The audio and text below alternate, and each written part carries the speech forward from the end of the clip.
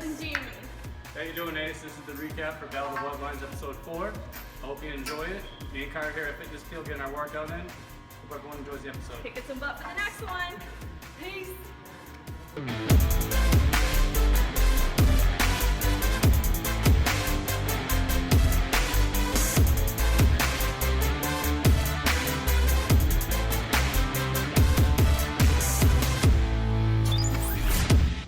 Hey, what's up? Ace here for your 4th recap of the challenge Battle of the Bloodlines. Let's go! I got a new camera. Do I look crisp and shit? Do I look better? Older? You can see more of my face. Anyway, new camera. So feeling good about it. How do you guys feel about it? Tell me down in the comments. Another thing I'm feeling great about is that intro though. OMG. Thank you so much to Jamie and Cara Maria. For that awesome intro. I am so stoked to have an intro from Jamie and Cara Maria. And if you guys didn't know, that is actually the first intro I have received from Cara Maria after all these years. Worth the wait? Tell me down in the comments. I know you guys are all excited about it. I'm excited about it. Follow Jamie and Cara Maria down below. All their links are in the description. Go get some. Thank you guys again. It's awesome. Moving on into the episode, we're going to talk about everything. We're going to talk about all the people that went home, like half of the cast members. We're gonna talk about Cornisa. You know what I'm saying? Do you ship it? Do you not ship it? I think the ship's already sunk. Anyways, trivia time. You know how that goes. Oh yeah. So the episode starts off with Tony still down on the ground. They're still calling him green. It was literally olive green. As everybody else goes on to the pit, Tony goes back to the hospital. Once everybody's ready and waiting at the pit for the elimination to start, TJ gives major props to Candace for finishing the challenge like a champ and busting her lip and breaking her toe. And he's like, usually, the toe thing isn't a big deal, but this toe, her toe is super special, you guys. Her toe is the toe that cannot go on. The little toe that couldn't. I don't even remember what toe it is. Apparently, you can't break that toe and stay on the challenge. So Candace and Leroy have to go home.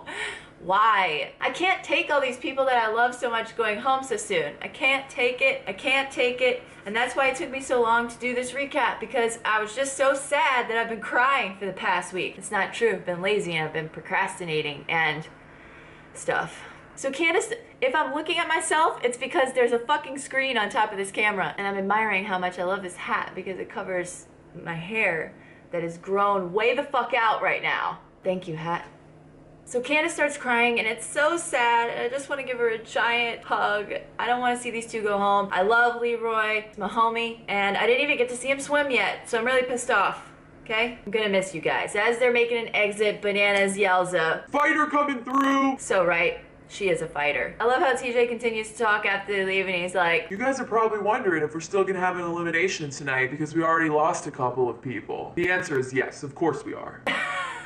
and you could see everybody was like, oh yeah, are we gonna have one? We shouldn't. And he was like, of course we are. Killing people's dreams, one word at a time. TJ Levin. So this elimination is called Door Slammer, basically. It's gonna be Jenna versus Larissa, and they're gonna be pushing a door from both sides, and whoever closes it, whatever. Whoever pushes the fucking door first into the other person's side wins. Yeah, girls should totally be used to slamming doors, so I don't see this as being a very hard challenge. As they start, you can't really tell who's doing better than who. They both look like they're holding their own. Anissa's all like, I'm a little surprised that Jenna's doing really well. I don't know if she's a really strong competitor that way, like muscle strong. I feel like she does a lot of squats because she wants a big ass. well, maybe so, but she sure did just slam that door on Larissa. Let's go. She's the winner of round 1. In round 2, Camilla is literally screaming her ass off to root on her sister. She looks like she's gonna pop a fucking vein in her forehead, but in the end, it was not loud enough. Jenna winds up pushing through again and winning the elimination round, sending Larissa and Camilla packing.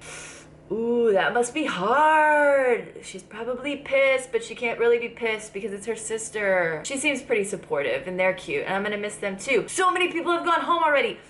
How many people are we gonna lose tonight? No more Camilla screaming mad What are we gonna do for the rest of these recaps? Moving on, back at the house, Bananas is talking about how much he's gonna miss Leroy and what a good guy he is, and I feel the same way. Don't bring it up, okay? Now production is waking up Shane at 4 a.m., and this is not regular, telling him that he needs to go to the hospital because Tony wants him there. At that point, I already know Tony's probably not coming back. Next morning, everybody is so confused as to what's going on with Tony. Is he coming back? Is he not coming back? Because they saw them come in and take Shane, and everybody's still talking about how green he was. I have never seen that before in my life. He was so green. How green was he, guys? Tell me again. Moving on to the rubdown that Cara Maria was giving Thomas, and about Dario and Kellyanne getting their yoga sunset action on. Dario and Kellyanne actually took their yoga session to the bunk beds, and that didn't make his brother Rafi very happy at all. Rafi not happy. I think it's Rafi. Fuck, I can never remember this guy's name. It's too hard. Go home.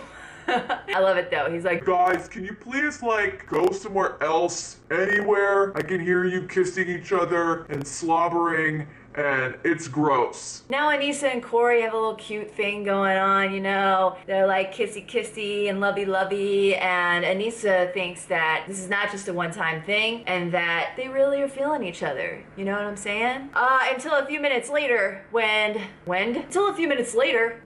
Mitch, his cousin, goes up to Rihanna, and he's asking her stuff like, oh, is Corey like egging this thing on, and like he has a girlfriend back home and like blah, and he ends up in Corey's room talking to Corey about it. Anissa winds up outside of Corey's room listening, and what Corey had to say was not good, was not cool, bro. They want to make things intense. I'm not here to do that. I'm here to pick up this check, go home to LA, get this money, let's go. Fuck this bullshit. Ain't nobody stressing over these hoes. I think he said hose. There was a beep, and that's the word that I'm gonna put there. Anissa is pissed. She's standing outside the room, fuming, and goes in there and tells him, Everything shows in his house. You're not safe. And I'm not talking about the game. I'm talking about real fucking life. and all he does is lay there laughing. So tell me down in the comments, what are your thoughts on Cornisa? Are you gonna ship it? Are you gonna not ship it? Has this ship sunk? Now Anissa's outside talking to everybody about it. Nani and Banana start getting on her case about she should know better than this by now and yada yada yada. She don't want none of that. Bananas is like, The current conditions for the Corey and Issa saga is partly cloudy with I don't give a fuck.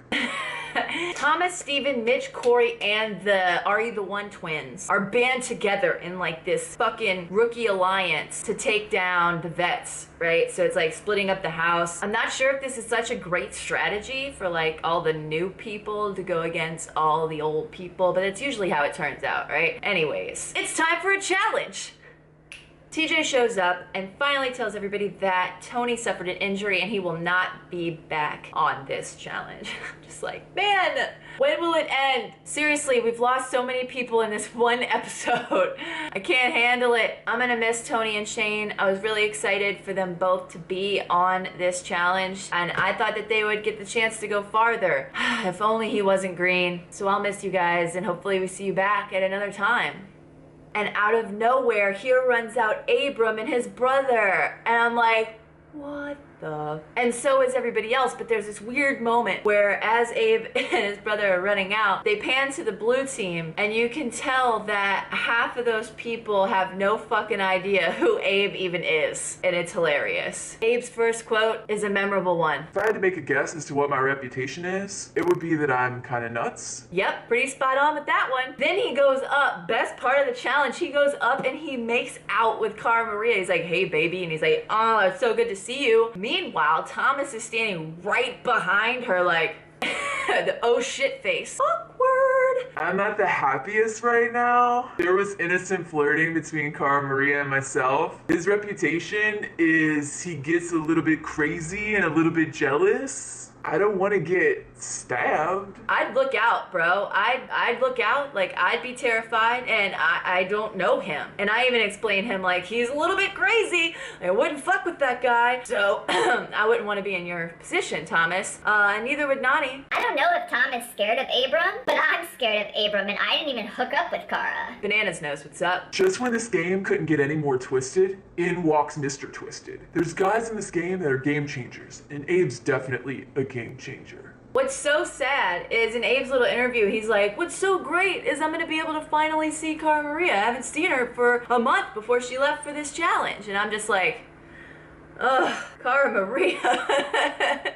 Damn it. The crazy one's even being sweet. And now this, fucking Thomas. Somebody might die. I don't know. I'm hoping the best for all of you. Really, I am. But I love how Cara even knows that she's like not worried about them fighting. She's more worried about Abe going super silent serial killer on this dude. And now for TJ's favorite challenge, which is probably my least favorite challenge to recap, trivia. Because it's all a bunch of fucking questions. The best part about this trivia is that one person is going to answer the questions while they sit up on this contraption here. And one person is going to hang below in an inner tube, which TJ is going to pump air into each time they get an answer wrong. And really, they get 2 answers wrong and they're going into the water. It's gonna pop around them, they're going to fall. So that's fun. It was fun to watch in slow motion. When they're figuring out who's gonna be paired up with who, did anybody hear Bananas say this? It doesn't necessarily matter who's on top and who's on bottom.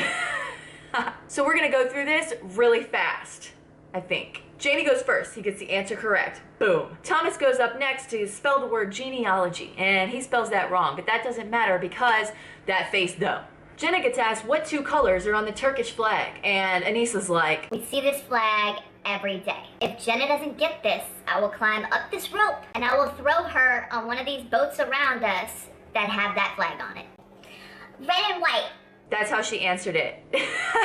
And it was correct. It was all in the presentation. Now for Nicole, she gets a question about the parents of Cleopatra, and everybody's kind of like, she's the wild card. Is she smart? Is she dumb? We don't know yet. And she gets it right, and everybody's like, yeah! Mitch goes next. He gets wrong what hand the torch is in the Statue of Liberty, and I wouldn't fucking know that either. Bananas gets the question, who is Beyonce's sister who got into an argument with Jay-Z in an elevator? And his answer was Shakira. Shakira? Oh, come on, Bananas. I mean, look at this face. He's like got the face on that says, I don't have a motherfucking clue. Vince goes to spell misspell, and I was really hoping that he would misspell it because that would be hilarious, but he doesn't. He gets it right. Lame. They asked Cara Maria this. Istanbul, I can't even say Istanbul. Istanbul spans 2 countries. What are they? Fuck this question. I am so bad with everything map that it's just embarrassing. I kind of feel like her in this one. I would have totally screwed this up, and I mean, I have no idea either. The difference between a continent and a country is that the continent is bigger.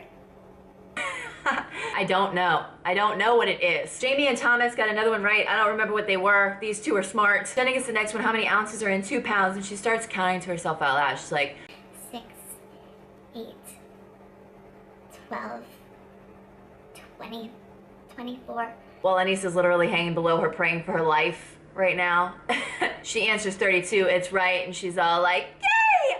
Nicole got another one right about the American flag and the colors, and she's a goddamn genius, you guys. We had no idea. Mitch is the first one to send his partner into the water with the question, which former Playboy bunny is a cousin to Bridesmaids actress Melissa McCarthy? And he says Jenna McCarthy, when actually it's Jenny McCarthy. Details, bro. Sending Raffy into the water. Steven's the next one to send his partner into the water, who is Nani, and she ain't ready for it. She's not ready. She's not ready to go. But it's all about TJ's laugh as Nani hits the water, man. I can't even. Bananas gets asked a hard math question. What is the 3rd angle in a triangle if the other 2 angles are 60 degrees? Is that what it was? Yes. I haven't done geometry since college, and when I was doing geometry in college, I was copying off the girl sitting right next to me. He gets it wrong, sends Dario swimming. Cara gets another hard question. Which director is the daughter of Francis whoever? And she doesn't know the answer, so she answers DM Brown. That should have been a winning fucking answer anyway, right? Am I right? Anyway, Abe looks like he's chilling and gives 0 fucks right now. But once he's ready to fall in the water, the tube takes forever to blow up, and he's showing a little bit of the crazy. You see he's showing a little bit of the crazy? He's like, yeah! Come on, this thing takes forever! Jamie got another one right. Thomas got another one right, spelling intelligence. And I love what he has to say about getting this one right. It would have been really bad if I missed intelligence. Then I would feel like a dumbass. Straight up. Jenna, wrong. Nicole, right. Vince spells column. C-O-L-L-U-M. No. He was like, Oh, like Gollum from Lord of the Rings. So, C-O-L-L. Bye-bye, Kellyanne. Bananas is cracking the fuck up. Anthony gets asked something or other about Miley Cyrus, who's dating Miley Cyrus or something, sending Rihanna into the water very ungracefully. Jamie finally gets one wrong with how many months have 31 days. That always fucking confused me. I have no idea. As Jenna gets asked what state is the Sunshine State, and she says Hawaii, and that's obviously wrong. Whatever. It's sunny in Hawaii. Should have been right. It's always sunny in Philadelphia. It's sunny in a lot of places. So there's that. It comes down to Jamie for the blue team and Nicole and Thomas for the red team. And I bet you a lot of people didn't expect Nicole to be this smart. You learn a lot on the trivia challenge, you really do. Thomas gets how many sides are on a standard stop sign. He answers 5 and gets it wrong and then says this. Technically, there are 5 sides on a stop sign. There's just a couple more that I forgot to add. Ending all of this trivia, Jamie gets the question, what word is on the back of a $1 bill? And the whole time he's trying to answer this, I'm like, what word is on the back of a $1 bill? And that's the face I was making. I was looking like that.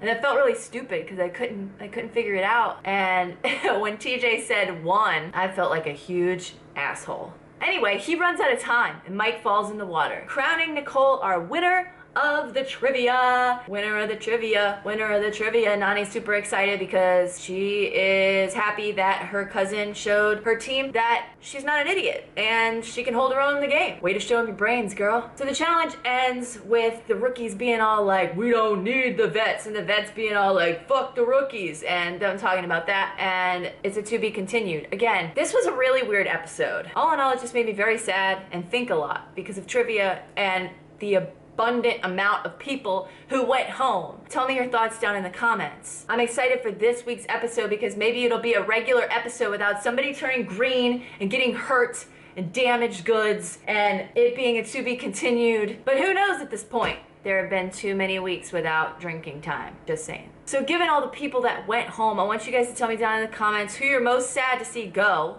in this episode, first off. Second, tell me what your thoughts are on Cornisa and Kellyanne and Dario and the Thomas, Cara, Maria, Abe situation, and if we have to worry about Thomas dying on television.